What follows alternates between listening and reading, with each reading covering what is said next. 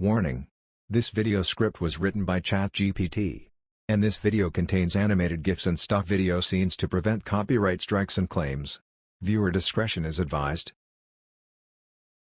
What if Snow White and the Seven Dwarfs isn't simply a story about a beautiful princess, an evil queen, and a magical kingdom? What if it's also a story about jealousy, insecurity, narcissism, identity, fear of aging, and psychological survival? Disney's Snow White and the Seven Dwarfs may look like a simple fairy tale, but underneath its colorful animation is a surprisingly dark psychological story. Today, we're going to explore the psychology behind Snow White, the evil queen, the magic mirror, and the Seven Dwarfs.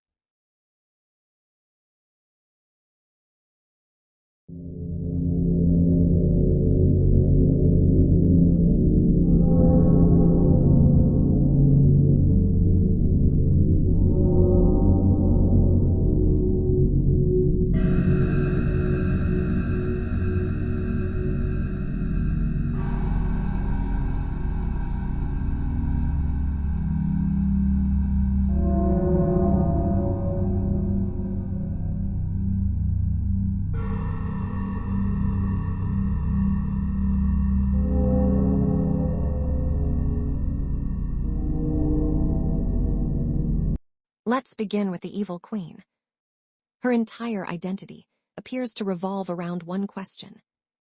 Who is the fairest one of all? The queen doesn't simply want to be beautiful. She needs to be the most beautiful. Psychologically, this can be interpreted as an extreme dependence on external validation. Her self-worth isn't coming from her character, relationships, or accomplishments. Instead, her value is determined by how she compares with someone else. And that's where Snow White becomes a threat. The moment the magic mirror declares that Snow White has surpassed her beauty, the queen's sense of superiority collapses. Her reaction isn't sadness. It's rage. She becomes obsessed with eliminating the person who makes her feel inferior. This resembles a psychological pattern sometimes associated with narcissistic injury. When a person's inflated sense of superiority is threatened, they may experience intense shame, anger, or humiliation. Of course, the queen is a fictional character, so we shouldn't diagnose her with a real-world disorder. But the story gives us a powerful fictional example of what can happen when someone's entire identity depends upon being superior to others.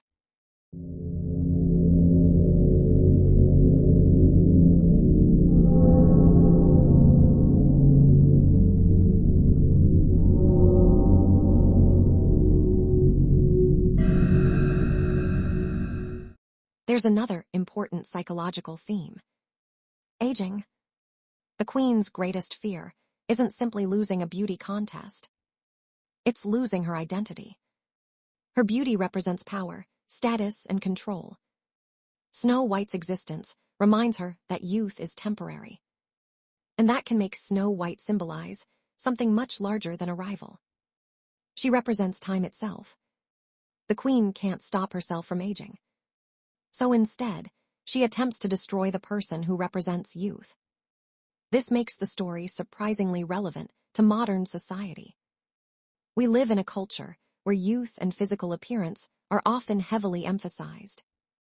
People may compare themselves to celebrities, influencers, models, or even digitally altered images. The queen's obsession is an exaggerated version of a very human fear. What happens when I'm no longer considered beautiful?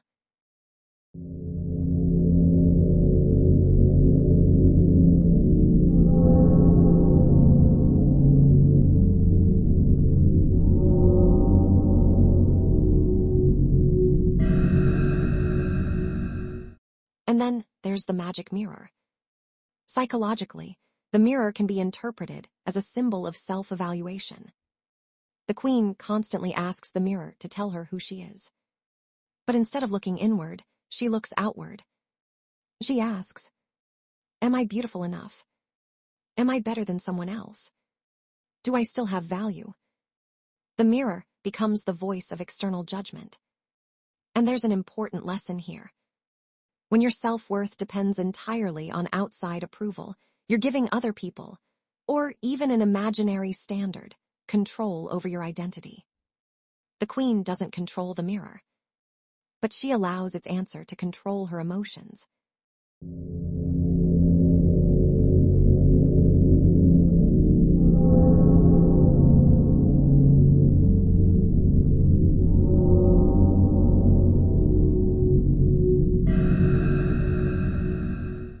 Now let's look at Snow White.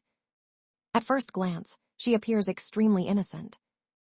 She's kind, gentle, optimistic, and trusting. But her innocence shouldn't necessarily be interpreted as weakness. Snow White experiences something psychologically terrifying. She discovers that someone wants her dead. She is forced to flee her home and enter a frightening forest. Imagine what that would feel like psychologically. You're young. You're alone. Your home is no longer safe. The person who should have authority over you has become your greatest threat. And yet Snow White continues moving forward. This can be interpreted as a form of resilience. Instead of allowing fear to completely control her, she searches for safety. Eventually, she finds a home with the 7 dwarfs.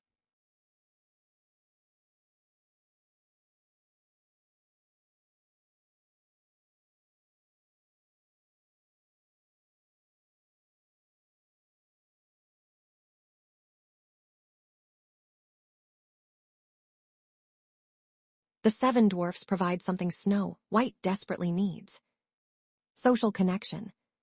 Psychologically, social support can be extremely important when someone experiences fear, isolation, or trauma. Snow White doesn't survive the forest completely alone. She develops relationships. She contributes to the household. She cooks. She cleans. She creates a sense of community. The cottage becomes more than just a physical shelter. It becomes a psychological safe space. This is one reason the 7 dwarfs are so important to the story. They give Snow White something the queen never truly has: connection.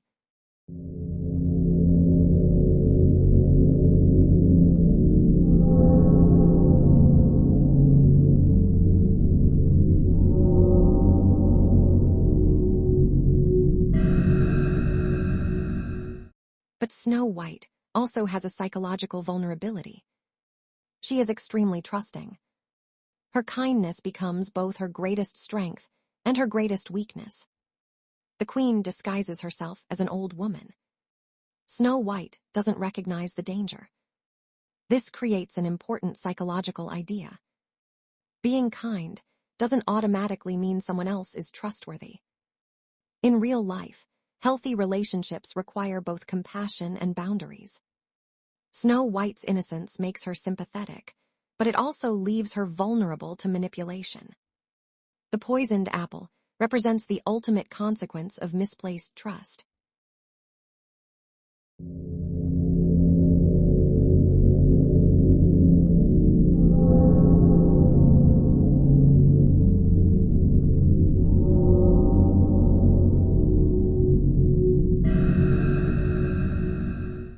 The poisoned apple can be interpreted as a symbol of deception.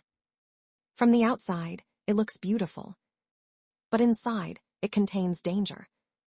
And that mirrors one of the movie's central psychological themes. Appearance doesn't always reveal reality. The queen appears harmless when she's disguised. The apple appears delicious. The queen appears beautiful. But underneath, the surface is something much darker. The story repeatedly asks us to look beyond appearances.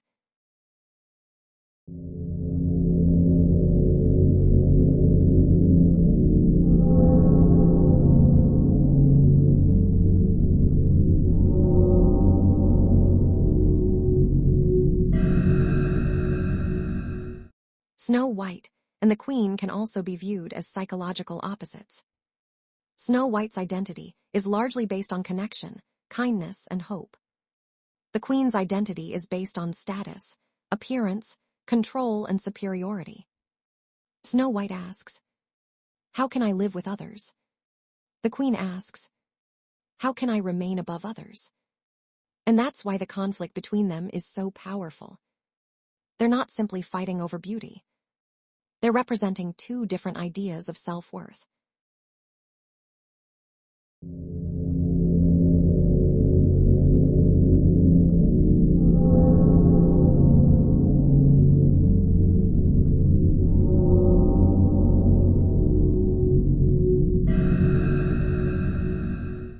The queen ultimately destroys herself through her obsession.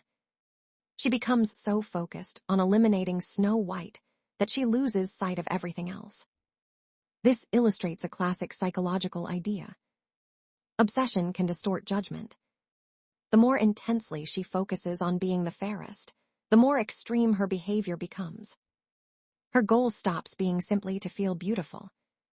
It becomes, Snow White must not exist. Her insecurity has transformed into destruction.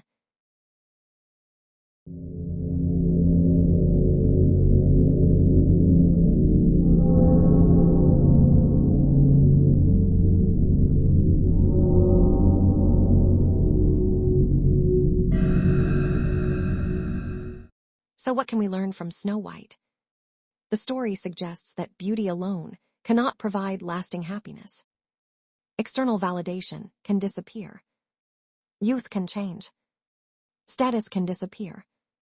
And comparisons can consume us.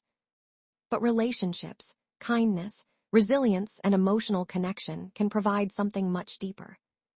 The queen has beauty. She has power. She has a magical mirror. But she doesn't have genuine connection. Snow White loses her home. She loses her sense of security. She faces betrayal and danger. Yet she builds a new community. And ultimately, that's one of the most interesting psychological contrasts in the entire movie. Snow White and the Seven Dwarfs may have been created as a fairy tale, but its psychological themes remain surprisingly recognizable.